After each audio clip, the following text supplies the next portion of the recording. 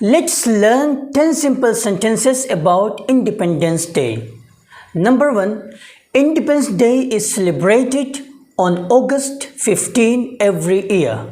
It marks India's freedom from British rule in 1947.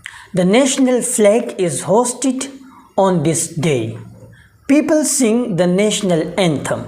Number 5. Independence Day is a national holiday. Number 6. We honor our freedom fighters and their sacrifices. Parades and cultural events are organized across the country. The day is a reminder of our nation's unity and strength. We reflect on our country's progress and future goals. Number 10. Independence Day is a celebration of our nation's sovereignty.